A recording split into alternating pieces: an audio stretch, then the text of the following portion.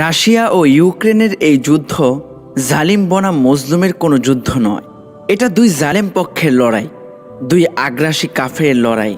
খেলাফতে উসমানিয়ার পতনে ইউরোপীয় শক্তি যেমন কার্যকর ছিল, তেমনই সেই দুর্বলতার সুযোগ নিয়ে রাশিয়াও কিছু কিছু জায়গায় উসমানী খেলাফতের সাথে বেইনসাফি করেছে।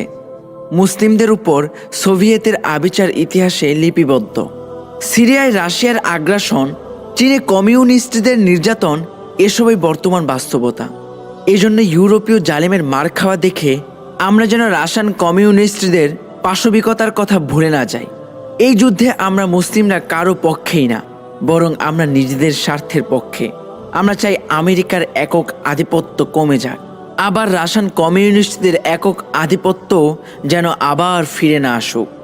আমরা চাই বিশ্ব অর্থনীতিতে ডলার কেন্দ্রিক মুদ্রা ব্যবস্থার যে আধিপত্য সেটাও দুর্বল হোক। আমরা চাই ন্যাটো জোট সহ ইউরোপীয় দেশগুলোর বাহিনী যেসব মুসলিম দেশে আধিপত্য বিস্তার করে রেখেছে তারা সেখান থেকে বাধ্য হয়ে ফিরে আসুক নিজেদের ভূমির নিরাপত্তার স্বার্থে। বিশেষ করে আফ্রিকার যেসব অঞ্চলে ইউরোপীয় সেনারা উপনিবেশ প্রতিষ্ঠা করে রেখেছে সেখান থেকে তারা দ্রুত সম্পূর্ণভাবে নিজেদের গুটিয়ে নিক।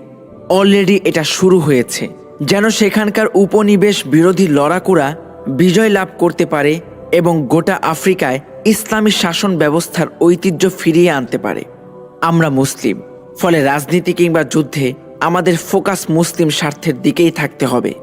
আমরা কোনো কাফের স্বার্থের পক্ষে না, বরং নিজেদের স্বার্থের পক্ষে।